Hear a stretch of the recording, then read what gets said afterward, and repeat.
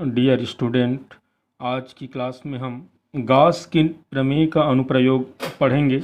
उसमें सबसे पहले आता है अनंत लंबाई के सीधे आवेशित तार के कारण विद्युत क्षेत्र की तीव्रता। तो हम गॉस के नियम का अनुप्रयोग करके किसी अनंत लंबाई के सीधे आवेशित तार के कारण विद्युत क्षेत्र की तीव्रता के लिए व्यंजक ज्ञात करेंगे।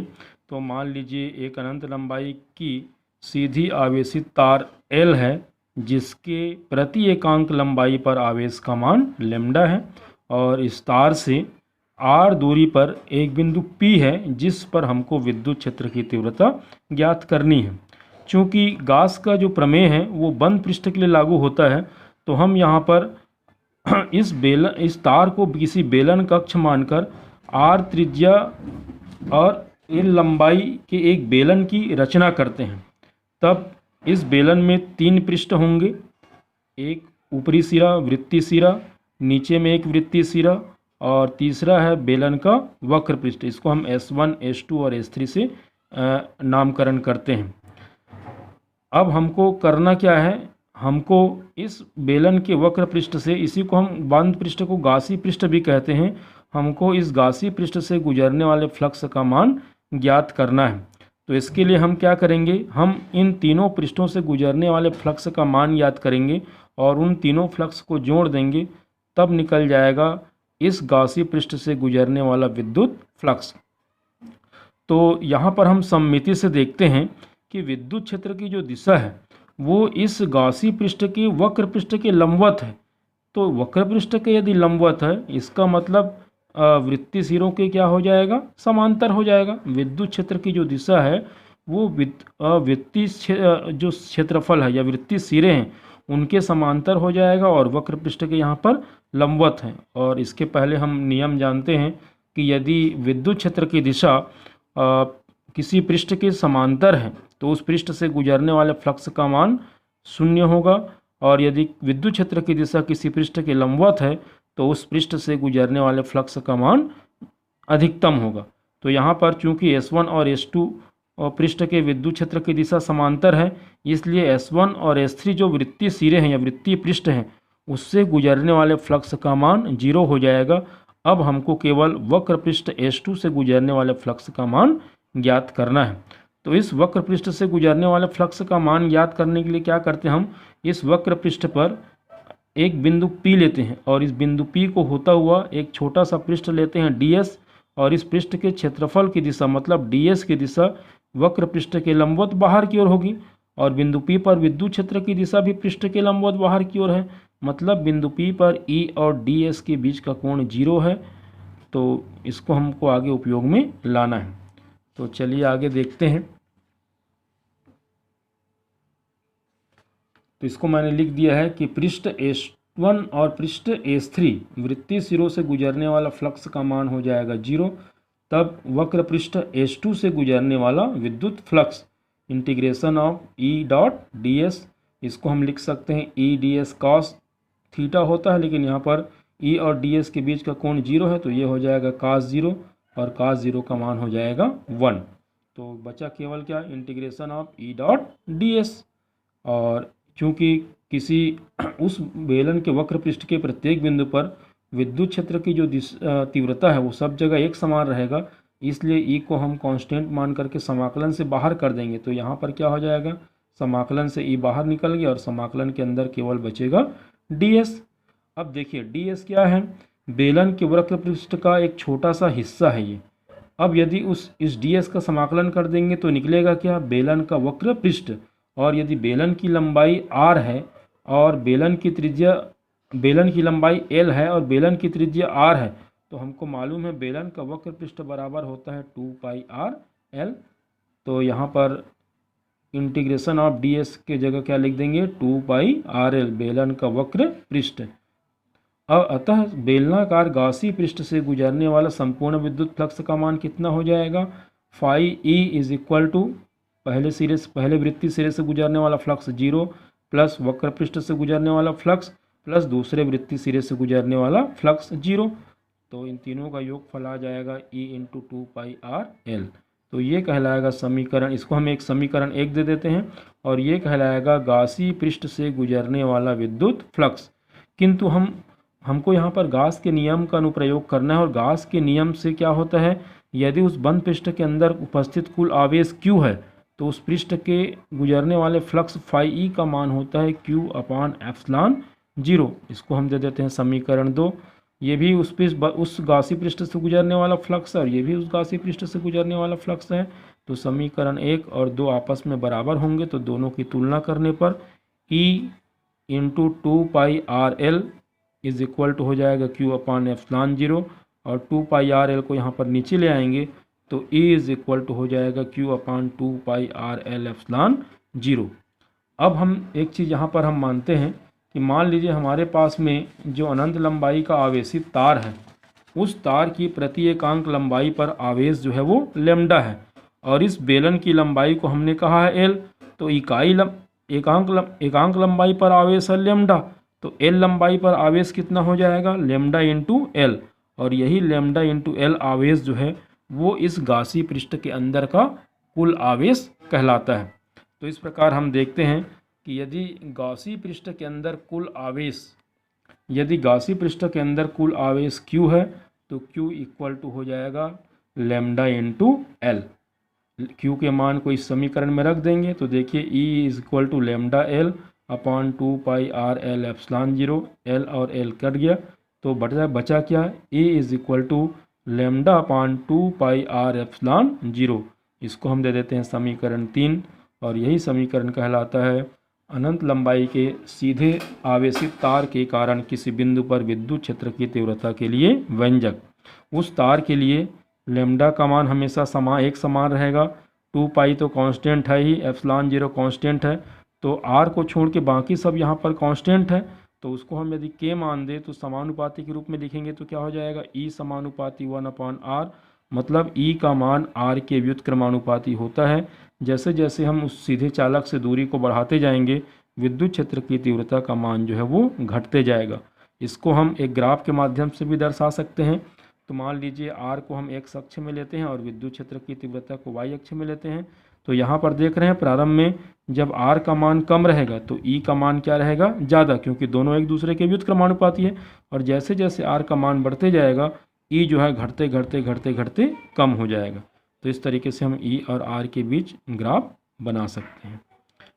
तो इस तरीके से ये व्यंजक हो जाता है एक समान आवेशित अनंत लंबाई के सीधे तार के कारण किसी बिंदु पर विद्युत क्षेत्र की तीव्रता के लिए व्यंजक। अब हम दूसरा अनुप्रयोग देखते हैं, एक समान आवेशित अनंत समतल चादर के कारण विद्युत क्षेत्र की तीव्रता के लिए व्यंजक। तो मान लीजिए एक समान आवेशित अनंत समतल चादर ABCD है जिसको धन आवेश दिया गया है, और इस चादर के प्रति एकांक क्षेत्रफल पर आवेश का मान लीजिए है सिग्मा, और इस चादर से r दूरी पर एक बिंदु P है जिस पर हमको विद्युत क्षेत्र की तीव्रता ज्ञात करनी। यहाँ से यहाँ तक की दूरी है r। अब सममिति से विद्युत क्षेत्र की जो तीव्रता की दिशा है इस चादर के दोनों पृष्ठों के लंबवत बाहर की ओर होगी, मतलब जैसे इधर इस तरफ इस पृष्ठ के लिए इस तरफ रहेगा विद्युत क्षेत्र की दिशा, और इसके अंदर वाले पृष्ठ के लिए इस तरफ रहेगा। तो इसके लिए हम क्या करते हैं, इस चादर से स्मॉल r दूरी पर एक दूसरा बिंदु लेते हैं P', और P को किसी बेलन कक्ष मानकर हम यहाँ पर एक बेलनाकार गासी पृष्ठ का निर्माण करते हैं। तब हम सममिति से यहाँ पर देख सकते हैं कि विद्युत क्षेत्र की जो दिशा है दोनों वृत्तीय सिरों के लंबवत बाहर की ओर है, और जो बेलन का जो वक्र पृष्ठ है वो विद्युत क्षेत्र के समांतर है। और हमारा टारगेट ये रहेगा कि हम इस गासी पृष्ठ से गुजरने वाले फ्लक्स का मान ज्ञात करेंगे। तो हमको मालूम है कि यदि विद्युत क्षेत्र की दिशा किसी पृष्ठ के समांतर है तो उस पृष्ठ से गुजरने वाले फ्लक्स का मान 0 होगा, और यदि किसी पृष्ठ के लंबवत है तो उस पृष्ठ से गुजरने वाले फ्लक्स का मान अधिकतम होगा। तो यहाँ पर बेलन का चूँकि वक्र पृष्ठ जो है वो विद्युत क्षेत्र के समांतर है, तो इसके वक्र पृष्ठ से गुजरने वाले फ्लक्स का मान हो जाएगा 0, और ये वृत्तीय सिरे चूँकि विद्युत क्षेत्र की दिशा के लंबवत हैं इसलिए इन पृष्ठों से गुजरने वाले फ्लक्स का मान हम क्या करेंगे, निकालेंगे। तो मान लीजिए हमने जो गासी पृष्ठ बनाया हुआ है उनके दोनों वृत्तीय सिरों का जो क्षेत्रफल है वो मान लीजिए ए है, और यहाँ पर भी क्या है, ए है। तो इसी को मैंने लिखा है कि बेलन का वक्र पृष्ठ विद्युत क्षेत्र के समांतर है, अतः उससे गुजरने वाले फ्लक्स का मान 0 होगा। और बेलन के वृत्तीय सिरे विद्युत क्षेत्र के लंबवत हैं, अतः वृत्तीय सिरों से गुजरने वाला वैद्युत फ्लक्स बराबर हो जाएगा एक सिरे से गुजरने वाला फ्लक्स E इंटू ए प्लस दूसरे सिरे से गुजरने वाला फ्लक्स E इंटू ए। दोनों सिरों पर विद्युत क्षेत्र की तीव्रता समान है और दोनों वृत्तीय सिरों का क्षेत्रफल भी समान है, तो यहाँ पर भी E इंटू ए और दूसरे सिरे से गुजरने वाले फ्लक्स का भी मान E इंटू ए आएगा, और दोनों को जब जोड़ेंगे तो ये आ जाएगा 2EA। आप लोग जानते हैं विद्युत फ्लक्स किसी पृष्ठ से गुजरने वाला फ्लक्स बराबर क्या होता है, E dot del S, E dot D S. और यहाँ पर डी एस का मतलब integration of E dot D S होता है ना, integration of E dot D S होता है। और E को बाहर कर देंगे तो डी एस का समाकलन का मतलब होता है इस वृत्तीय सिरे का क्षेत्रफल, और इस वृत्तीय सिरे का क्षेत्रफल हमने माना है ए, तो यहाँ पर इंटीग्रेशन ऑफ डी एस का मतलब हो जाएगा ए। तो फाई ई इक्वल टू होगा E इंटू ए। इसको हमने यहाँ पर डायरेक्ट लिखा है बुक के हिसाब से। तो दोनों वृत्तीय सिरों से गुजरने वाले फ्लक्स का मान हो जाएगा 2EA।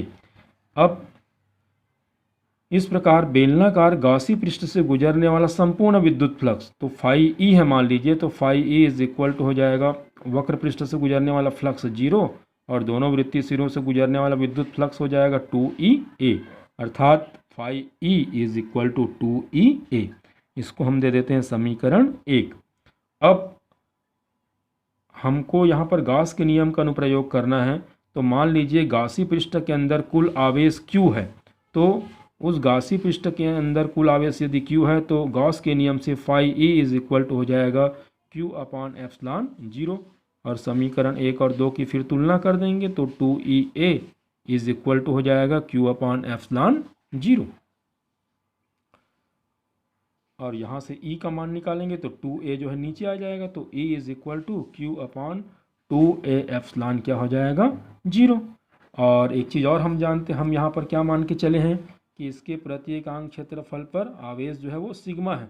तो इस अनंत समतल चादर का केवल A क्षेत्रफल वाला हिस्सा जो है वो गासी पृष्ठ के अंदर आता है, तो इस एकांक क्षेत्रफल पर आवेश है सिग्मा, तो A क्षेत्रफल पर आवेश क्या हो जाएगा सिग्मा इंटू ए।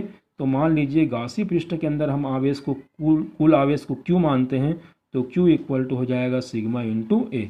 इसी मान को हम यहाँ पर रख देंगे। तो देखिए यहाँ पर Q के जगह मैंने लिख दिया सिग्मा इंटू ए और ए नीचे कैंसिल, ऊपर नीचे कैंसिल हो गया, तो ऊपर में बचा सिग्मा और नीचे में बचा 2 एप्सिलॉन 0।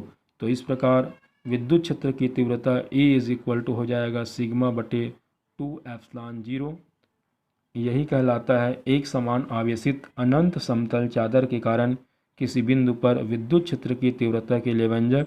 यहाँ पर ध्यान देने वाली बात यह है कि E का जो मान है वो R पर निर्भर नहीं करता, मतलब चादर के चारों ओर किसी भी बिंदु पर विद्युत क्षेत्र की तीव्रता का मान क्या रहेगा, एक समान रहेगा, है ना। और दिशा चालक के पृष्ठ के लंबवत बाहर की ओर होगी। तो ये हो जाएगा एक समान आवेशित अनंत समतल चादर के कारण किसी बिंदु पर विद्युत क्षेत्र की तीव्रता के लिए व्यंजक। अब हम आते हैं आवेश के दो अनंत समतल चादर के कारण विद्युत क्षेत्र। तो मान लीजिए हमारे पास में आवेश की दो अनंत समतल चादर A और B हैं और दोनों को धन आवेश दिया गया है। एक पर आवेश का पृष्ठ घनत्व है सिग्मा और दूसरे पे आवेश का पृष्ठ घनत्व है सिग्मा B। अब मान किए चलते हैं कि मान लीजिए सिग्मा A का मान ज़्यादा है और सिग्मा B का मान कम है। हमको करना क्या है, इस दोनों चादर के कारण बिंदु P पर, बिंदु Q पर और बिंदु R पर हमको विद्युत क्षेत्र की तीव्रता का मान कितना होगा ये निकालना है। तो एक नियम यहाँ पर याद रखेंगे हम लोग कि इन दोनों चालक पृष्ठों के, मतलब इन दोनों समतल चादर के पृष्ठ की बाईं ओर यदि विद्युत क्षेत्र का मान ज्ञात करना है तो इसके बाईं ओर विद्युत क्षेत्र की तीव्रता का मान इस तरफ ऋणात्मक होगा और इस पृष्ठों के दाईं ओर विद्युत क्षेत्र की तीव्रता का मान हो जाएगा धनात्मक। तो इस तरफ ऋणात्मक और इस तरफ हम लेंगे धनात्मक। तो सबसे पहले हम बिंदु P पर दोनों समतल चादर के कारण विद्युत क्षेत्र की तीव्रता का मान ज्ञात करेंगे। तो पहले इसके कारण ज्ञात कर लेते हैं और इसके बाद इसके कारण, और दोनों की तीव्रता को आपस में जोड़ देंगे। तो दोनों समतल चादर के कारण बिंदु P पर विद्युत क्षेत्र की तीव्रता का मान जो है वो निकल जाएगा। इसके पहले हमने अभी निकाला है कि एक समान आवेशित अनंत समतल चादर के कारण विद्युत क्षेत्र की तीव्रता E है, तो E इक्वल टू होता है सिग्मा अपॉन 2 एप्सिलॉन 0। तो अब चलिए बिंदु P पर यदि विद्युत क्षेत्र की तीव्रता का मान EP है, तो पहले चालक प्लेट या पहले समतल चादर के कारण क्या हो जाएगा, विद्युत क्षेत्र पॉइंट P जो है इस चालक के सापेक्ष बाईं ओर स्थित है, तो यहाँ पर विद्युत क्षेत्र की जो तीव्रता है वो ऋणात्मक आ जाएगा। और पहले चालक के लिए ले रहे हैं तो सिग्मा की जगह हो जाएगा सिग्मा A बटा 2 एप्सिलॉन 0 प्लस इस चालक के लिए बिंदु P भी बाईं ओर है, तो यहाँ पर भी हम ऋणात्मक लेंगे और सिग्मा की जगह सिग्मा B बटे 2 एप्सिलॉन 0। दोनों से माइनस चिन्ह को बाहर कर देंगे और 2 एप्सिलॉन 0 भी कॉमन दिख रहा है, तो इस प्रकार -1 अपॉन 2 एप्सिलॉन 0 को बाहर कर देंगे तो अंदर क्या बचेगा, sigma A plus sigma B। तो ये हो जाएगा दोनों समतल चादर के कारण बिंदु P पर विद्युत क्षेत्र की तीव्रता के लिए व्यंजक। इसको हम दे देते हैं समीकरण 1। अब आते हैं बिंदु दूसरे नंबर पे, बिंदु Q पर दोनों समतल चादर के कारण विद्युत क्षेत्र की तीव्रता। यहाँ पर हम देख रहे हैं कि ये जो बिंदु Q है इस प्लेट के सापेक्ष दाईं ओर है और इस प्लेट के सापेक्ष बाईं ओर है, तो इसके कारण तीव्रता क्या हो जाएगा, धनात्मक, और इसके कारण यहाँ पर तीव्रता क्या आ जाएगा, ऋणात्मक। तो एक धनात्मक आएगा और एक ऋणात्मक आएगा। तो चलिए बिंदु Q पर यदि विद्युत क्षेत्र की तीव्रता का मान EQ है, तो EQ इक्वल टू होगा सिग्मा A अपान 2 एप्सिलॉन 0 प्लस ये धनात्मक हो गया, और ये वाला जो प्लेट है उसके कारण विद्युत क्षेत्र की जो तीव्रता है वो ऋणात्मक है, तो माइनस सिग्मा B बटे 2 एप्सिलॉन 0। अब दोनों में जो कॉमन है उसको हम बाहर कर देते हैं, तो EQ इक्वल टू क्या हो जाएगा, 1 अपान 2 एप्सिलॉन 0, 1 अपान 2 एप्सिलॉन 0 और इंटू अंदर क्या बचेगा, सिग्मा A प्लस माइनस का माइनस सिग्मा B। तो ये हो जाएगा बिंदु Q पर विद्युत क्षेत्र की तीव्रता के लिए व्यंजक।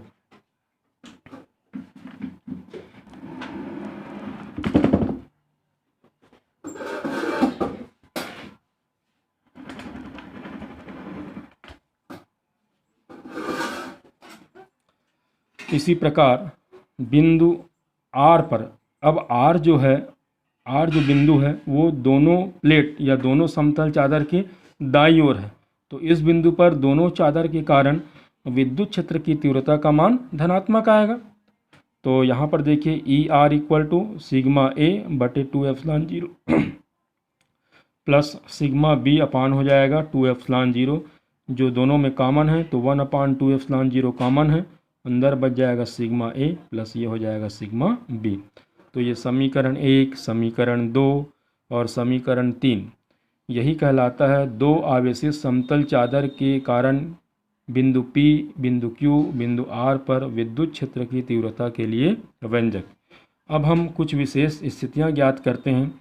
अभी हमने माना था कि दोनों चादर जो है वो धन आवेशित है और दोनों पर आवेश का पृष्ठ घनत्व जो है वो अलग अलग है, एक पर सिग्मा A है और दूसरे पर सिग्मा B है।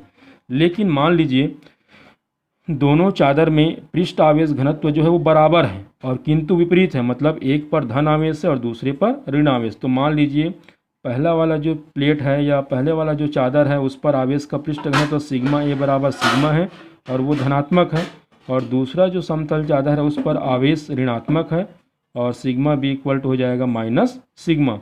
तो अब हम क्या करेंगे, जो 3 समीकरण निकाले हैं उसमें सिग्मा A की जगह प्लस सिग्मा और सिग्मा B की जगह माइनस सिग्मा रखते जाएंगे, तो उसका आंसर क्या आएगा उसको देखते हैं। तो समीकरण 1 को देखिए, समीकरण 1 से EP इक्वल टू आया था -1 अपान 2 एप्सिलॉन 0, और यहाँ पर देखिए सिग्मा A की जगह सिग्मा और प्लस सिग्मा B की जगह माइनस सिग्मा, तो सिग्मा माइनस सिग्मा हो जाएगा 0। तो इस प्रकार इस स्थिति में बिंदु P पर विद्युत क्षेत्र की तीव्रता का मान हो जाएगा 0। इसी प्रकार आप समीकरण 2 से देखिए, समीकरण 2 से EQ बराबर क्या होगा, 1 अपान 2 एप्सिलॉन 0, अब यहाँ पर सिग्मा ए की जगह सिग्मा, और यहाँ पर माइनस है और माइनस सिग्मा और लेंगे तो माइनस माइनस प्लस, तो सिग्मा प्लस सिग्मा 2 सिग्मा, तो 2 सिग्मा बटे हो जाएगा 2 एप्सिलॉन 0, और 2 कैंसिल कर देंगे, 2 को कटा देते हैं तो यहाँ पर बन जाएगा सिग्मा अपॉन एप्सिलॉन 0। अब इसी प्रकार समीकरण 3 को देखते हैं, तो समीकरण 3 से ई आर पर विद्युत क्षेत्र की तीव्रता क्या हो जाएगा 1/2 एप्सिलॉन 0, सिग्मा ए के जगह सिग्मा और सिग्मा बी के जगह माइनस सिग्मा, तो सिग्मा माइनस सिग्मा क्या हो जाएगा 0।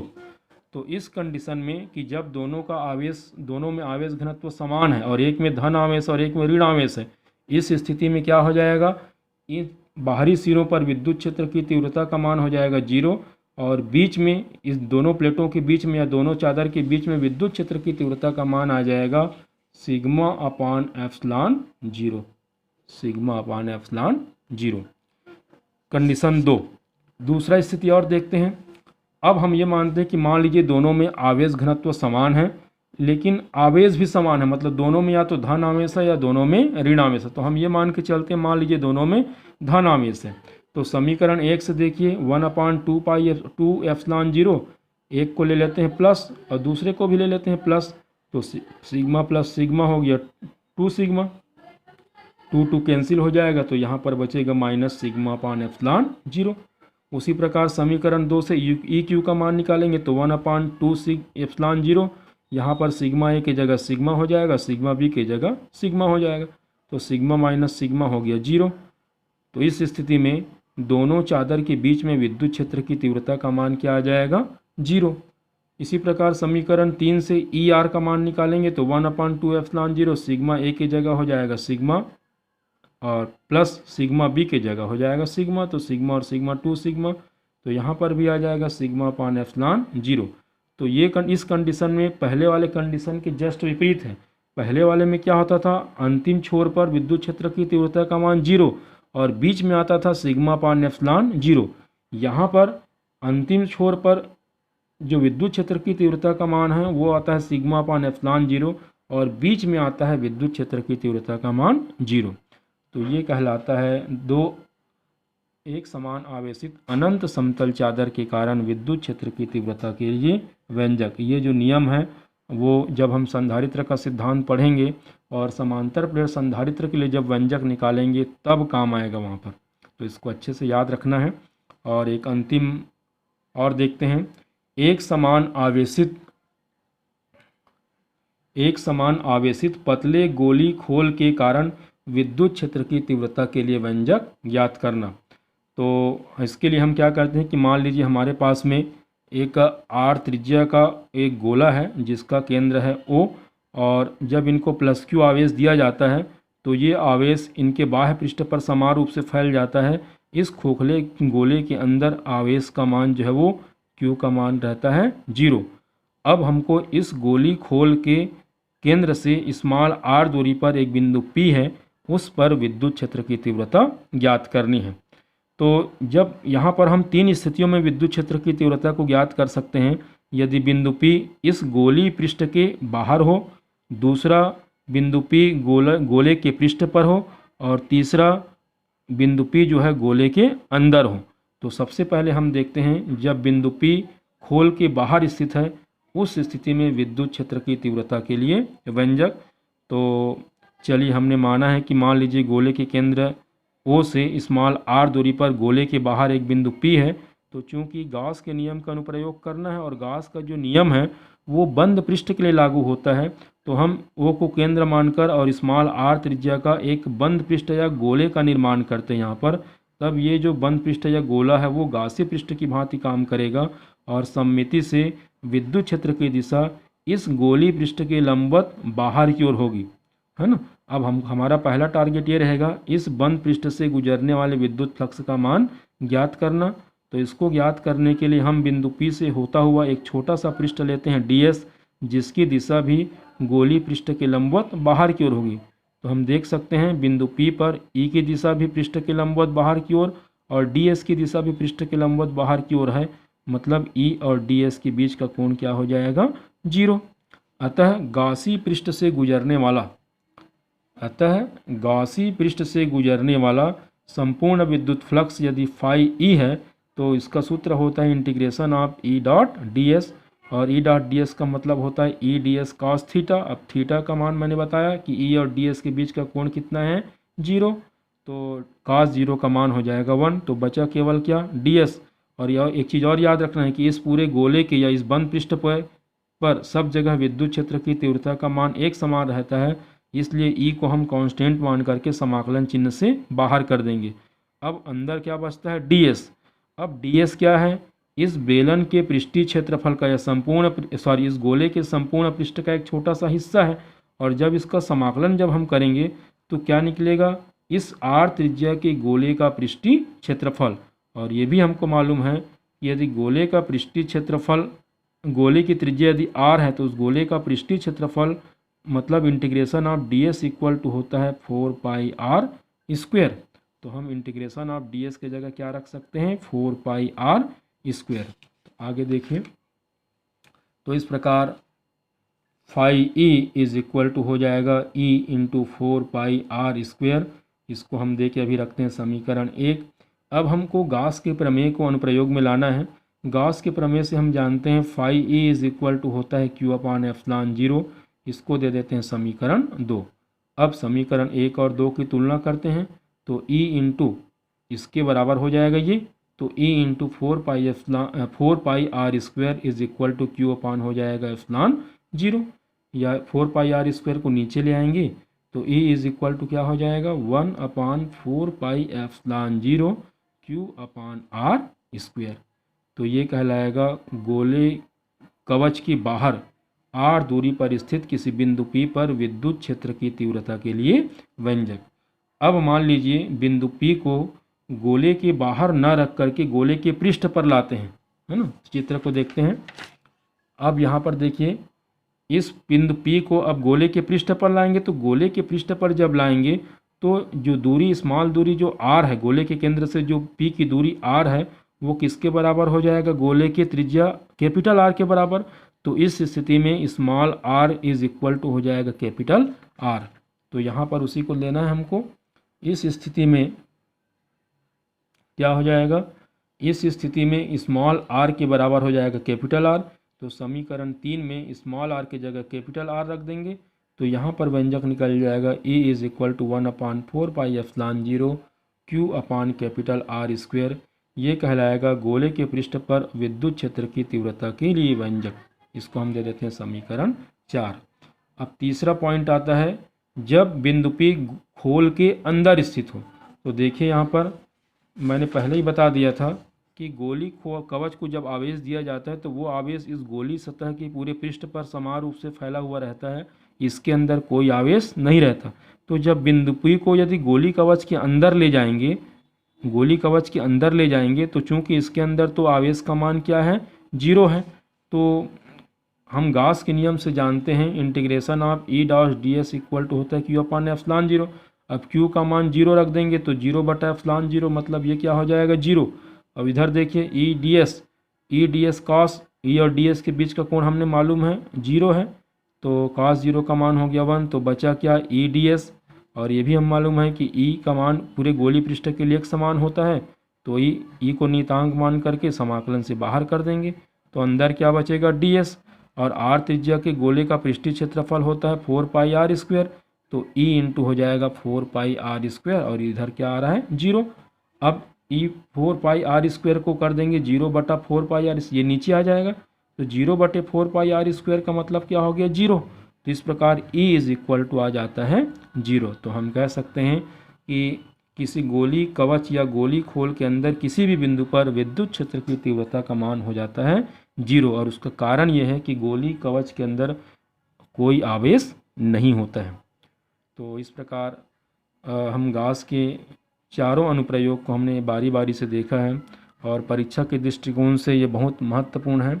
इसको आपको बहुत ध्यान से पढ़ना है, इसमें से कोई न कोई एक प्रश्न जो है परीक्षा में ज़रूर आता है, तो इसको आप लोग अच्छे से समझने का प्रयास करेंगे।